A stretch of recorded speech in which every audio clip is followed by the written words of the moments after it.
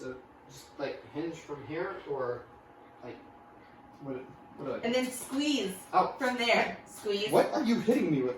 Seriously? My first I'm thing. not into this. No. Do the class.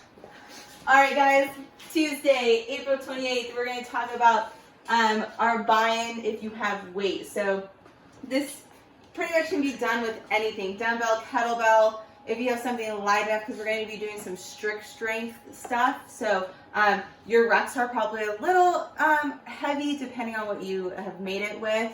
But let's talk about it real quick. So again, 4 rounds, we're cycling through 3 different movements or 3 different things. It's going to be 5 single arm high row on the right. So it's just going to be bringing that elbow high and outside, but not using any body momentum. So really staying stationary with everything else, just bringing that elbow up into 5 single arm hang power snatches. Then you're going to do that with the left side. So just now alternating to the other side of your body. And then those 10 vertical jumps, really trying to make sure that you're going high. And if you see, we have some built-in rest in there for you. So now that Jeremy is ready and not doing some good mornings, he's warmed up. He's going to help me demonstrate this buy-in. So we're going to start with the dumbbell. He's going to just use his arm to bring that elbow high and outside 5 times. So as if somebody was behind you, you're taking that elbow, trying to punch them or elbow them in the face.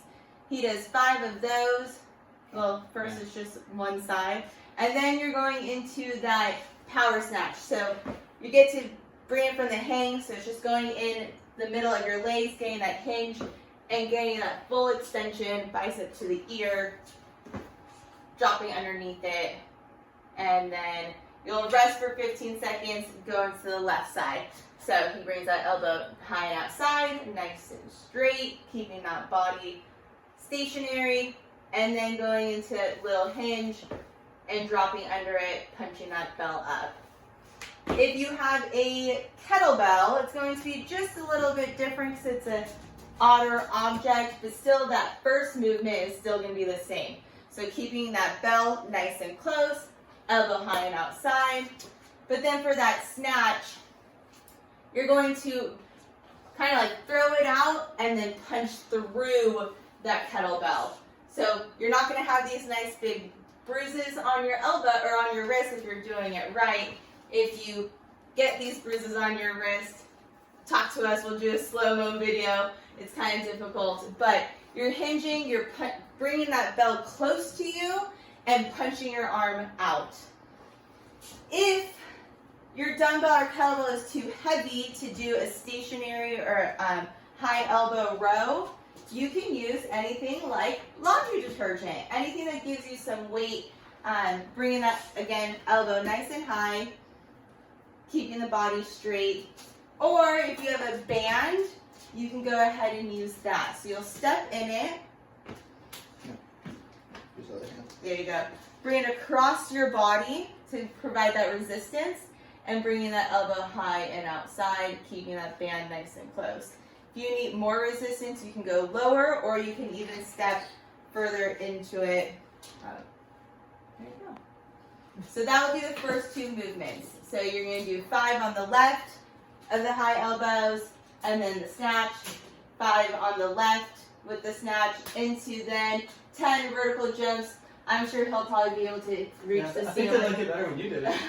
You're going to get that hinge, bringing your arms back, and then full extension. Yeah, that was a lot easier for you. That was depressing. But really trying to get that full extension, meaning knees are locked out, hips are fully extended, arms all the way up. There you go. So, okay, yeah, you know that you can touch the ceiling. Thank you very much.